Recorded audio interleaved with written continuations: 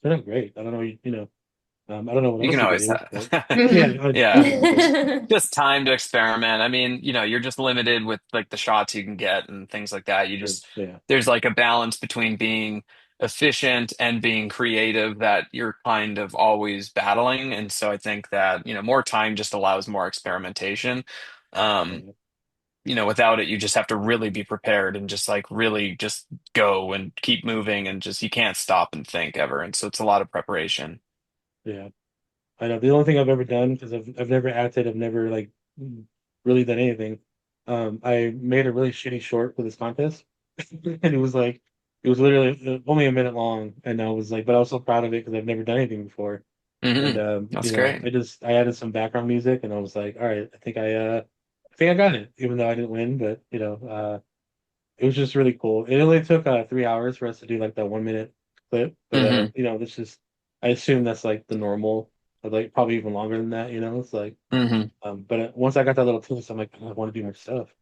I'm Yeah, for already a sure. It's writer. intoxicating.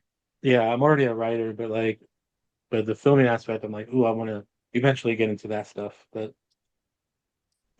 for Jessica, I wanted to ask you a couple of things about Genevieve real quick. So how did that role land for you? Like, did you just audition for it and you got Harper? Or? Yeah, I auditioned for season one, and it was just supposed to be like we didn't know where she was gonna go. I don't think anyone knew where she was gonna go until they wrote it. So it was just gonna be like a pretty small side character. Okay, And I was actually advised not to do it because it was going to be such a small role on a show with so many opportunities for characters my age. And so I really contemplated not taking it, but it was COVID and we were looking for work. And so I went, you know what? Whatever. Maybe something will come of it. Who knows? And so I think I just got really lucky that after season one, they decided to make the role bigger. Um, and I don't know if that was pre-planned or what, but I think I just got very lucky. I mean, you gotta be proud of that because that's you're in a big chunk of the episodes, so um, it was Yeah, I was really happy when I think episode three was one of the first ones that I read, and uh, and I was like, oh, finally, they're letting me do something. Like I have to yeah, prove myself now, and yeah, it felt really good to be given um, more responsibility, and yeah, so far people like it, so hopefully that leads to some more. yeah. I binge watched the whole thing. I was like, I gotta keep, I gotta keep because I love the boys anyway. So Yeah, watching that was another treat. On top of that, before the I boys mean it's ends. easy to binge watch. There's so few episodes. I think that there should be more next season. Yeah, seriously. Yeah, Well, because the boys is ending anyway, so like they really need to like expand on the universe. yeah, Um, I so what's agree. going so what Chris or so Brandon, what's gonna be on your next plate? Like what do you have coming up? Well, Body Cam's coming out next year, kind of the Yeah. first half of the year. And then I'm just we're writing a couple projects right now. We've got some scripts out that we're like looking for financing on. It's just, it's one of those things where you try and take as many, you just throw as many things at the wall as you can because you never know which one's going to go.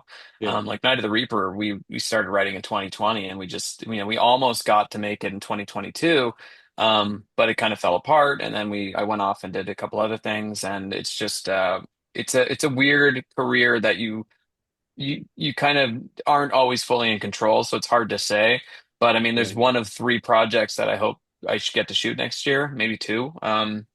It just depends on what pops next, but yeah, I don't know. We're just sort of exploring different things and hoping something goes because I'm getting antsy. I want to get back on set. Yeah. What about you, Jess?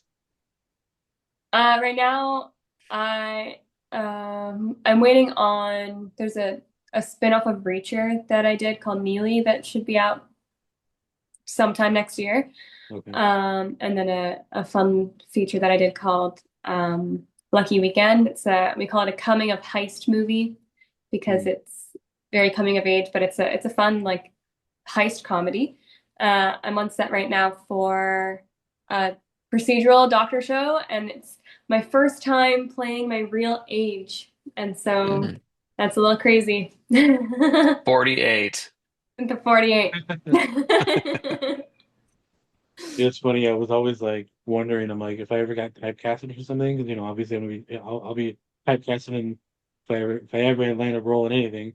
I was like, am I gonna be like dad number two or something? Like, Apparently it happens really fast. I've, been playing teenagers for so long, and everybody says one day you just play moms, just like all of a sudden you go from high school to mom, and I'm pregnant in this episode, so it's happening fast. It's just like real life, Jess. Just one Yeah, day you're a Carrie mom, and Cleo it's to just full like, term. yeah, exactly. Jess, also saw that you were credited on IMDb about directing some shorts. So was that like in school, or is it like where were you at in that time of like your life? I gotta get those off my IMDb. I'm trying.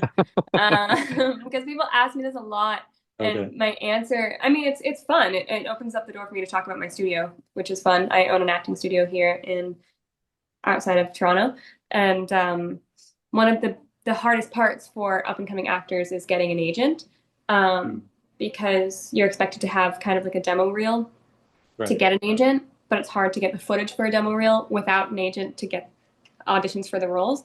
So we write and produce these short films specifically for demo footage, and they go to the Hamilton Film Festival because then they can be legit enough to be on IMDb.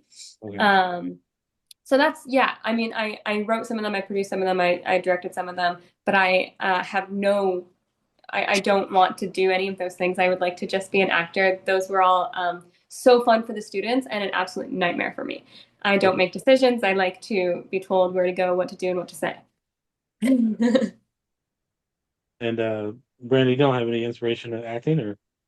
You No, I mean, started, when didn't I was a Creeper? kid, yeah, I'm a voice, but no, I mean, when I was a kid, I definitely wanted to act, and I was in some plays and stuff like that. But I've always found myself more interested in like the technical side of Yeah. filmmaking, and where the camera goes and why the camera goes there, and doing all that stuff. And I don't know. I mean, maybe there'll be a time in my life when I try doing some, like, I'll self-insert myself like M. Night Shyamalan or something like that, and just do a scene or two. But um. I don't know. I'm happy where I am and just Yeah. doing, I've got a lot of jobs when I do these things, because I kind of go from the beginning to the end. Um, so yeah, I don't know. I mean, I definitely like the idea of acting. I don't know. I don't like looking at myself either. So, it's that whole thing. So no Kevin Smith, Silent Bob kind of thing, huh? Not yet. Hopefully soon. Um, well, folks, this is gonna be short and sweet. I don't have anything else that I was wanted to ask about the Reaper because again, I thought it was very fun. I love the story. I love the twist, of Jessica's character, totally flipping the script on the Hmm. traditional final girl, Um, that was very fun. Cinematically shot very well. I mean, all your films, I love the way you shoot. I love the way you shoot. You know, Thanks. I'm a big fan of like how you set the cameras up and everything, and especially the storytelling. All of your films um, have been great. So I've been really like I'm looking forward to Body Cam and all the other stuff that you have lined up in the future. Um, and Jessica, I was very happy to see you on Gen V, and especially on Night of the Reaper. I'm like, oh shit, like I want to see this. Um, so I really hope that I see a lot more of your stuff coming up soon. I'm a big fan of both of you guys. Thank you for jumping on. Really appreciate that. Oh, Those good, are man. great. It's our Thank pleasure. you. Yeah, you've grown my ego. Thank you very much. I'll go ahead and I'll plug in your guys' socials at the description and stuff like that. So um, Cool. if you guys want to say anything closing out, I will do so instead. Go watch Goodbye. Night of the Reaper. On Yeah. Shudder. Yeah. Night of the Reaper on Shudder. Gen V is on Prime, obviously. And we'll see you guys in a bunch of other stuff. So I hope so. Yeah. hope you guys have a great day. I mean, what time is it over there? 1:30 for me. 3:30 for me. Okay. Oh, yeah, that makes sense. Cool, cool, cool. Yeah, it's only Mhm. 12:30 for me. Fun. Yeah, Yeah, great. I got a full Early. day of work ahead of me. Oh, well, That's thanks for okay. squeezing us in. I had a great time. Yeah, I will talk to you guys down the road. Hopefully we'll talk about some different projects later on. Sweet. Um Yeah, Yeah, for thank you so sure. much. you guys have a great day. You too. Thanks, man. See you later.